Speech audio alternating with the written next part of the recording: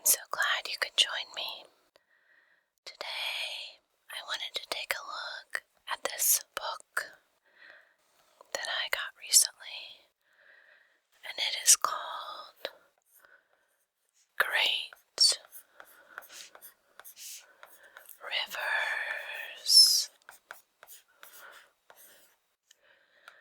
an illustrated history of the waterways that shaped civilizations by Geordie Torr. And there's a beautiful picture on the front of what I believe is the Grand Canyon in the United States. And it's in a horseshoe bend. You have the river coming in from this side, going around and going back out that side. Always a great focal feature for photography.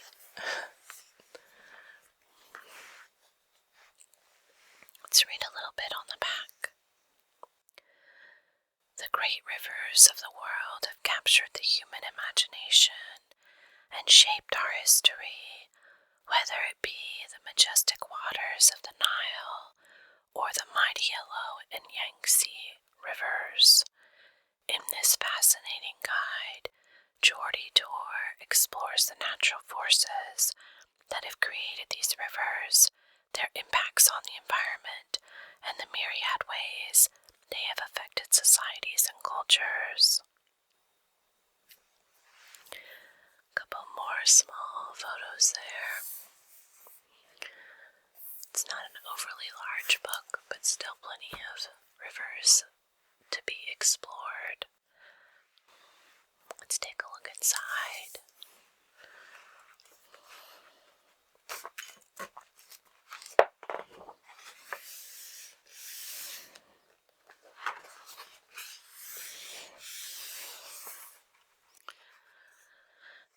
This edition was published in 2023 by Arcturus Publishing Limited in London. The contents have an introduction, the physical geography of rivers, river ecology, people and rivers, rivers of the world, and then we have Africa, Americas, Asia, Europe, and Oceania. And I decided to just go ahead and pick out a few of the rivers to take a look at today.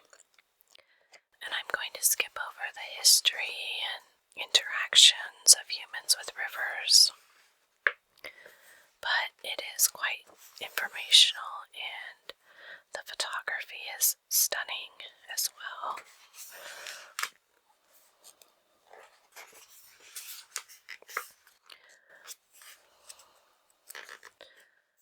There is a map in here of the rivers that they cover in this book.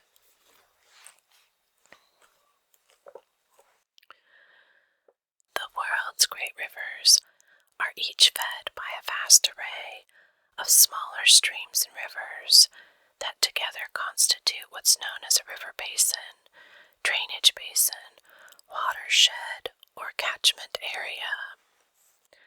In the Alaska area, we have the Yukon. In the United States, we have the Missouri, the Colorado, which is misspelled on this map, the Mississippi, the St. Lawrence, and going down into Mexico, the Rio Grande.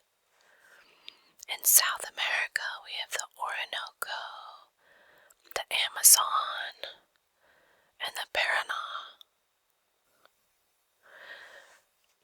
In Africa, we have the Niger, Congo, Okavango,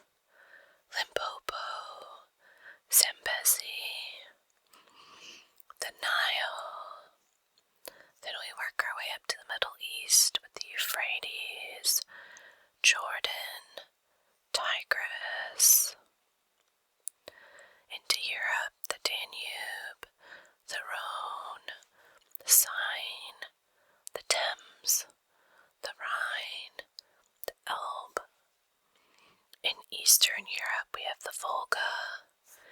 In Russia, we have the Ob and Yenisei.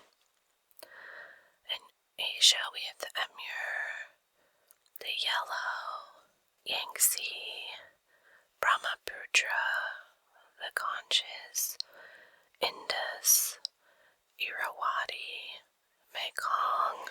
In Oceania, the Sepik, Muri, and Waikato. Here we have a little greatest watershed. It's the Amazon with 210,000 meters cubed per second. That's 7.42 million feet cubed per second. We have the deepest river, which is the Congo, and it has 220 meters or 722 feet deep. That is quite deep for a river, isn't it? We have the longest river, the Nile, at 6,650 kilometers or 4,132 miles.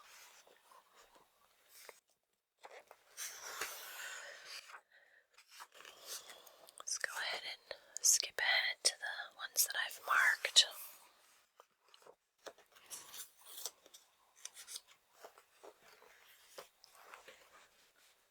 This is called the Okavango River, nourishing one of Africa's most diverse and important concentrations of wildlife. The Okavango River remains one of the largest, virtually pristine river systems on the African continent. It begins each year in late December or early January. Storm clouds, dark and bruised, gather ominously over the Angola Highlands. Lightning arcs brilliantly across the sky, and thunder rumbles as heavy afternoon thunderstorms inundate the grasslands and patches of montane forest. Tumbling down from the mountains, torrents of rainwater eventually converge to swell the Okavango River, creating a wave of floodwater that flows down through Namibia and into Botswana. A month after the first few fat drops fell in Angola, that wave reaches the Okavango Delta, triggering one of the world's most extraordinary wildlife spectacles. So think about that. A month after a rain falls in Angola, it reaches the delta. The shedding of water takes a little bit of time, doesn't it? So here we have a picture of the river. This area definitely floods into the ground surrounding it, doesn't it? The flat, open plains. Over here we have a map where it starts in Angola, and it starts with several different smaller rivers that all end up running into the larger river and goes partly through Namibia and then ending in a basin in Botswana. At a glance, the length is 1,600 kilometers or 994 miles. Watershed, 530,000 square kilometers or 204,634 square miles. Vertical drop of 780 meters or 2,559 feet. Main tributaries: the Quito River. The mean annual discharge is 292 cubic meters per second or 10,312 cubic feet per second. The countries are Angola, Namibia, and Botswana, and there are no major cities on this river. The Okavango River's basin is endorheic, that is, it doesn't drain into the sea. Instead, the river ends in a triangular inland delta in the Kalahari Desert that covers an area of about 16,800 square kilometers, or 6,487 square miles. Less than half of the delta is swamp year-round, but each year, about 11 cubic kilometers, or 2.6 cubic miles of water spreads out across the delta, causing it to swell to about 3 times its permanent size, transforming vast areas of desert and savanna into a sprawling wetland. During a big flood year, the swamp can stretch as far as 150 kilometers or 93 miles from east to west. This lush oasis, the only perennial water body for hundreds of kilometers, draws in wildlife from far and wide. When flooded, the delta plays host to some 125 mammal species, including all of Africa's big five: lions, leopards, buffalo, elephants, and rhinoceroses, both black and white. The most populous large mammal is the leguí, a marsh-loving antelope with elongated hooves and a water-repellent substance on its legs, which together enable rapid movement through knee-deep water. Estimates suggest that some 88,000 individuals occupy the delta.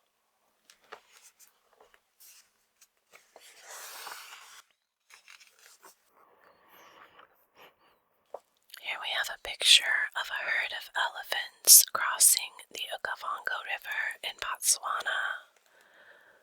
Here they are, amazing creatures that they are. And then it looks like a water buffalo maybe in the background. More than 440 bird species, including African fish eagles, Egyptian geese, marabou storks, crested cranes, and African spoonbills, can be found in the delta. It also supports 71 fish species, including the African sharp-toothed catfish, which can grow to a length of 1.4 meters or 4.6 feet. Many of these species are also found in the Zambezi River, evidence of a historical link between the two river systems. The Okavango's water is startlingly clear, containing very little silt. Instead, the river's sediment load consists almost entirely of sand, which is captured by plant roots, taking on the role of glue that silt would normally play and helping to create islands on which more plants can take root.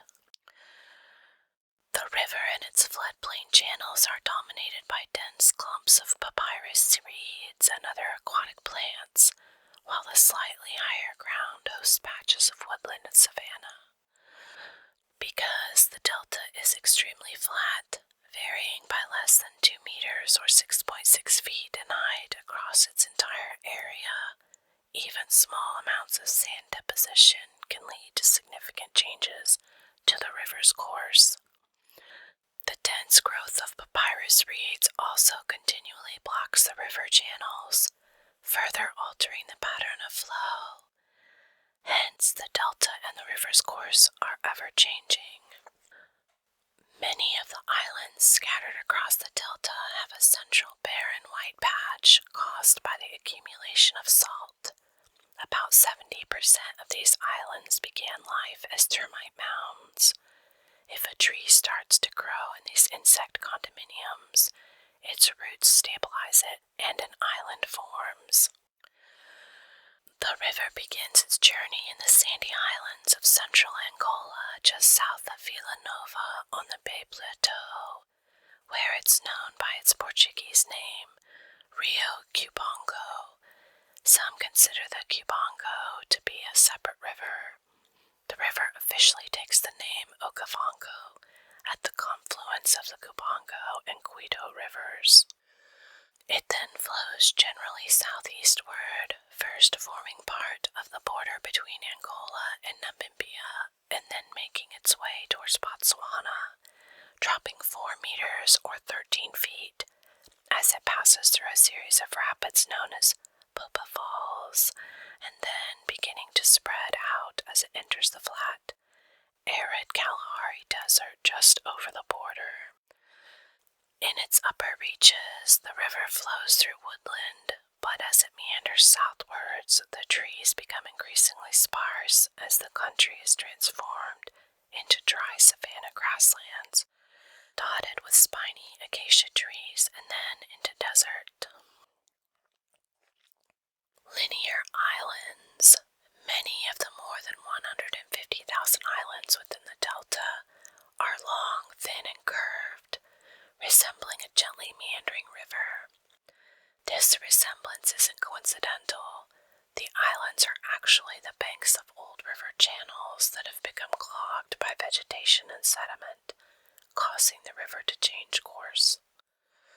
During the summer wet season, January through February, Angola receives 3 times more rainfall than Botswana, but it takes a month for the surge of water to reach the delta, and a further 4 months to filter through the plants and numerous channels of the delta's final 250 kilometers or 155 miles.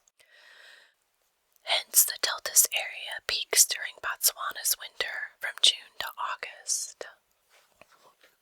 Virtually all of the water that reaches the delta eventually either evaporates or is transpired through the vegetation. Only about 5% flows into regional groundwater. Only in years with heavy flooding do significant amounts of water flow out of the delta at Mon, filling the dry beds of rivers such as the Boteti and Teg, which, in especially large floods, then flows on into Lake Ngami. As the water recedes, it leaves behind a series of canals, waterholes, and lagoons, which attract increasing numbers of animals, concentrating the wildlife.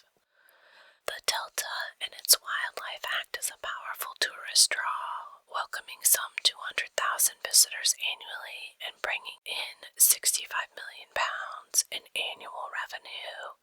The area was made a game reserve in 1962 in response to the depletion of the wildlife due to poaching and encroachment by cattle. The first European known to have seen the Okavango, the famed Scottish missionary and explorer David Livingstone, reached the delta in 1849. He didn't venture far into the swamp for fear of the particularly deadly local malaria. Indeed, mosquitoes and tsetse flies have long protected the swamp from human exploitation. The devastating trypanosomiasis, or sleeping sickness, a disease caused by microscopic parasites transmitted by the tsetse fly, was and still is rife in the drier areas. The river, which takes its name for the Okavango or Kavango people of northern Namibia, has been under the political control of the Botswana people since the late 18th century. The Botswana have traditionally lived on the delta's margins, wary of the dangers that the tsetse fly posed to their cattle. However, from 1896 through to the late 1930s, the tsetse fly retreated and most Botswana lived in the swamps. The Okavango Delta is a maze of channels that are often fringed by tall reeds.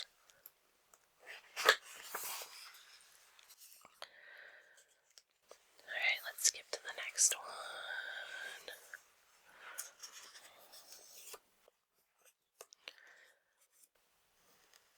Here we go to South America. And here's a map of the Orinoco River. At a glance, length is 2,736 kilometers or 1,700 miles. Watershed is 948,000 square kilometers, or 366,025 square miles. Vertical drop is 1,047 meters, or 3,435 feet. The average annual discharge is 33,000 cubic meters per second, or 1,165,384 cubic feet per second. The main tributaries are the Karanai, Ipir, Kora, Guaviare, Meta, and Venturi rivers.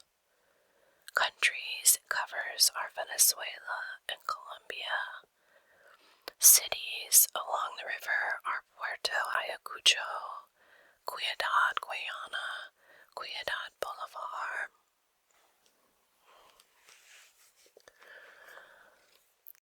The Orinoco River. The third largest river in the world by discharge volume, the Orinoco drains more than 2,000 rivers, including some 200 major and 600 minor tributaries. At the beginning of August 1498, during his third voyage to the Americas, Christopher Columbus sailed from the island of Trinidad into the Gulf of Paria, which separates the island from the South American mainland.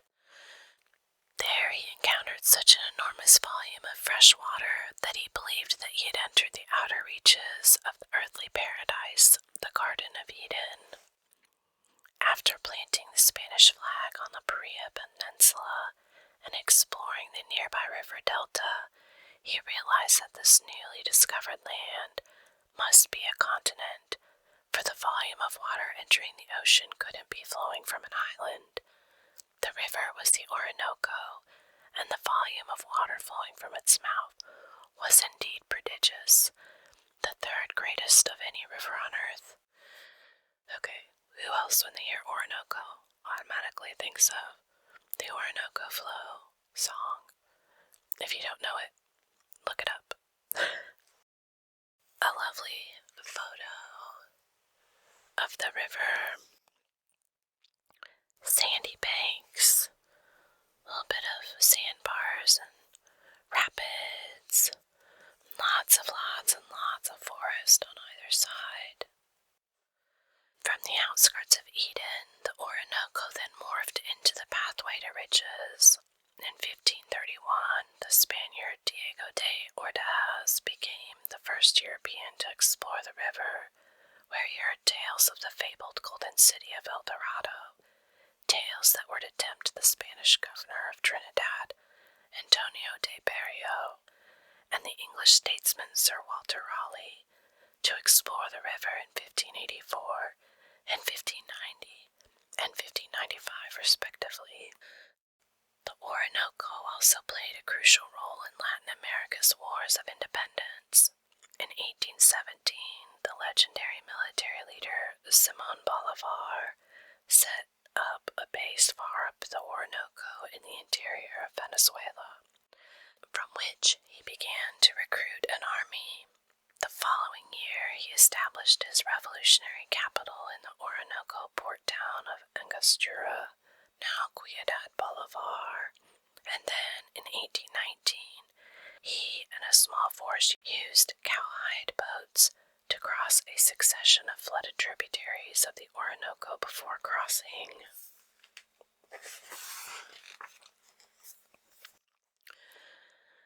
The Andes and attacking Bogota, Colombia. The Orinoco flows in a sweeping ellipsoidal arc from its source in the Guiana Islands around the Guiana Shield, a 1.7 billion-year-old geological formation topped with several low mountains, and on to its mouth on the Atlantic Ocean. It rises near Cerro Delgado Tolbad at the southern end of the jungle-cloaked Sierra Parima Range, which forms part of the boundary between Venezuela and Brazil. Spring-fed streams that flow down the western slopes of the Parima eventually give rise to the Orinoco. Below the town of Esmeralda, an arm of the Orinoco Orinoco splits off and flows south into the Casaquay River, which eventually joins the mighty Amazon. After the bifurcation, the river bends to the northwest, flowing in great meandering curves as it leaves the rainforest-clad highlands and begins to cross the savanna-covered plains of the Llanos. It then flows northward and forms the border between Venezuela and Colombia, passing through an area known as the region of the Rapids, where it's constrained by numerous huge granite boulders and falls through a succession of rapids, culminating in the Utters Rapids. The area around the rapids was once a meeting place for local indigenous tribes, an ethnic, linguistic, and cultural convergence zone, and some of the surrounding rocks bear huge panels of petroglyphs that date back several thousand years. So here we have the Utters Rapids in Venezuela, which obstruct navigation along the Orinoco, were a major point of confluence for local indigenous groups. Those are some pretty big rapids. The big rocks the water flows down through. The very wide river at this point. And down here, we have a pair of crocodiles. Just see the rump on that one. All of its little sharp pointed teeth sticking out. Little eyes. As it makes a great sweeping bend to the east across the Llanos, the Orinoco slows down and widens, reaching about 8 kilometers or 5 miles across. Several tributaries from the Andes join the river here, bringing sediment that forms abundant shoals and alluvial islands, some of which divide the river into narrow channels. Where the river meets the Atlantic in the Gulf of Paria, it forms an enormous, distinctive triangular delta, some 200 kilometers or 124 miles long, and 370 kilometers or 230 miles wide. That is quite large, and covering an area of about 22,500 square kilometers or 8,687 square miles, known as the Delta Amacuro. Hundreds of rivers and waterways branch off the main channel at the head of the delta, flowing away through a vast coastal swamp forest, home to a rich bird fauna, with more than 175 species identified and several threatened and endangered species, including the Orinoco crocodile, which we just looked at, one of the world's rarest and largest reptiles. Indeed, it's the largest predator in South America, which is found only in the middle and lower Orinoco Basin, the Amazon River dolphin, and the Great River otter. The Orinoco Basin experiences a tropical climate with pronounced wet and dry seasons driven by the north-south meandering of the Intertropical Convergence Zone, a low-pressure trough that sits between the easterly trade winds. As the zone moves northward in what's described locally as the winter, April through October and November, it brings heavy rains that can cause the river to swell to a breadth of 22 kilometers or 14 miles and a depth of 100 meters or 328 feet. In the Llanos, the rains signal the end of a severe annual drought that typically lasts from January to April, and the beginning of extensive floods that usually last from June to October and can submerge lowland areas adjacent to the river under 20 meters or 66 feet of water. Wow, that's crazy. The important towns in the increasingly urbanized Llanos are built on high ground to escape these annual floods. Man, I would hope so. Most of Venezuela's indigenous people live within the Orinoco Basin, using the river and its tributaries as a source of food and for communication. During the rainy season floods, boats are the only viable means of travel throughout much of the basin. Basin theft. The Amazon River is slowly stealing about 40,000 square kilometers, or 15,440 square miles, of the Orinoco's drainage basin. The two rivers' watersheds are separated by the 320-kilometer long, or 199-mile Sierra Parima. Below the mountains, the Casaquare River splits off from the Orinoco, diverting about a quarter of the latter's water into the Rio Negro, a major tributary of the Amazon. The link, which is the only such connection between two major river basins, has existed for centuries.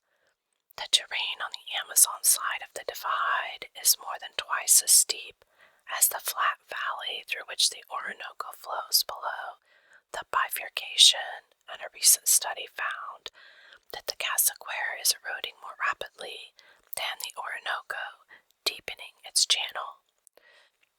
The Orinoco's flow, on the other hand, is slowing due to the buildup of sediment in its stream bed. These conditions make it likely that the Casaquare will eventually completely capture the Orinoco's flow and divert it into the Amazon basin. I always find stuff like that fascinating, how nature redesigns itself. Here we have an indigenous fisherman paddles his wooden canoe on the Orinoco in Venezuela.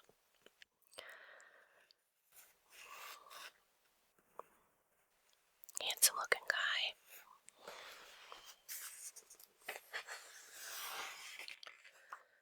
On to the next.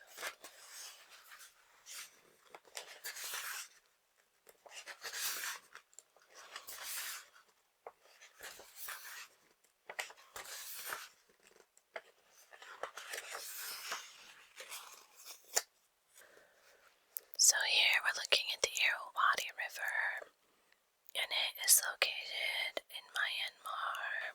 Looks to start the northern part near China, flowing down into the delta, reaching the ocean. Length 2,170 kilometers, or 1,348 miles. Watershed 404,200 square kilometers, or 156,062 square miles.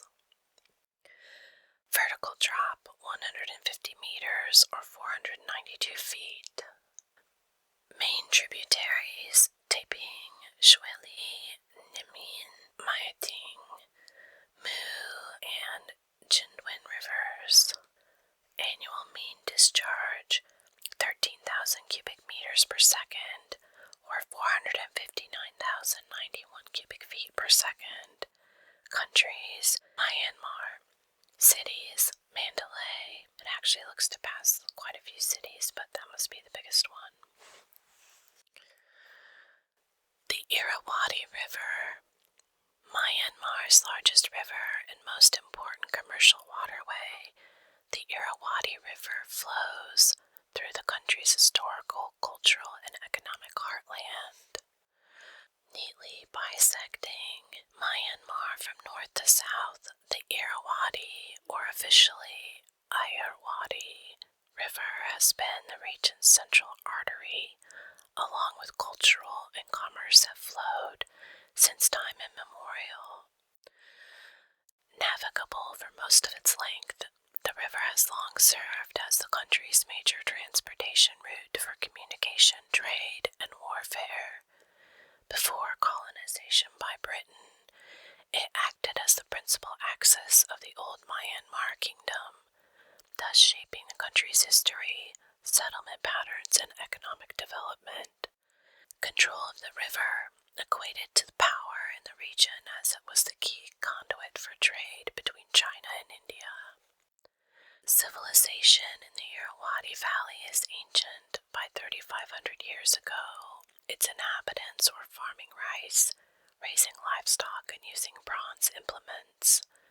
When the Bamar, the ancestors of today's Burmese, arrived around the 7th century, they used the Irrawaddy to spread out onto the Cayuc's Plain, where they began to cultivate rice, while also using the river to gain regional power through trade and transport. The China-India route. Having fortified the town of Pagan, located on a bend in the Irrawaddy, about 290 kilometers or 180 miles southwest of Mandalay, they formed the Pagan Empire. The first to unite the regions that would go on to constitute modern-day Myanmar, and eventually went on to build more than 10,000 religious monuments spread across 104,000 square kilometers or 40 square miles of the Pagan Plains. So here we have a picture of the river. You have some people on their boats. And then in the front we have some jars. And then we have what I'm assuming is a religious shrine or monument of some sort. And it's brilliant gold paint. During the 19th century, the Irrawaddy became a key part of Britain's imperial expansion into Asia. British traders began to set up trading ports along its banks, and after Britain annexed Lower Burma in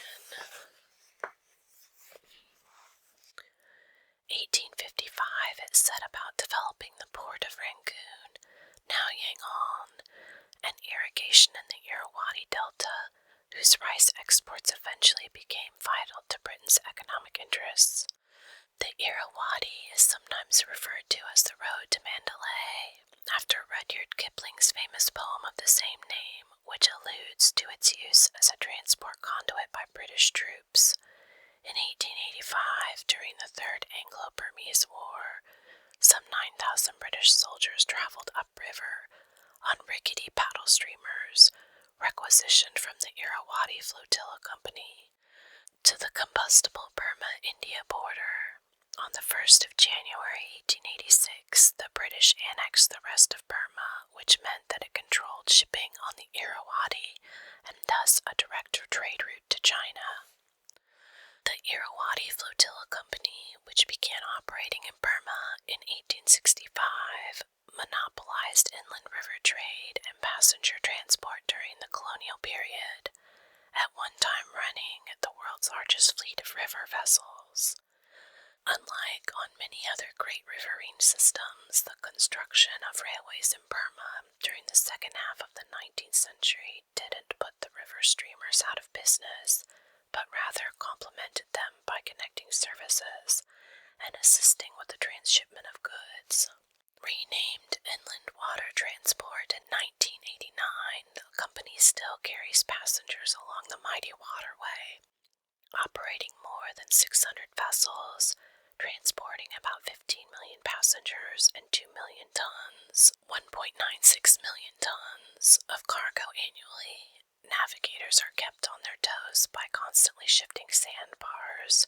Deep channels can silt up and disappear over the course of a single day, and ships regularly run aground and can become stranded for days at a time. Look at this absolutely fabulous photo. Some of the more than 2,200 surviving temples and pagodas on Pagan Plain, with the Irrawaddy visible in the distance. So here's the river back here, and then we have all of these shrines. They're beautiful. And here we have a boat on the Irrawaddy near Mandalay. They're poles to try and be able to navigate through the sandbars, I'm sure. Today, the river retains an extraordinary timeless quality. Among simple bamboo houses thatched with coconut palm fronds and perched on stilts, each with a teak dugout canoe slung beneath for when the summer monsoon turns dirt lanes into waterways. Villagers thresh rice, while bullock-drawn carts piled with fodder pass slowly in the distance. Every few kilometers, rambling teak Buddhist monasteries topped with gold-painted pagodas overlook the languid river, fisher families cast fine nets into the brown water, picking out their silvery catch as they draw the nets back into their rickety wooden boats. Flotillas of small, brightly colored cargo boats moored on the riverbank bob up and down as large rafts of teak logs, of which Myanmar is the world's major exporter, slowly float downstream. It's interesting, I didn't know that.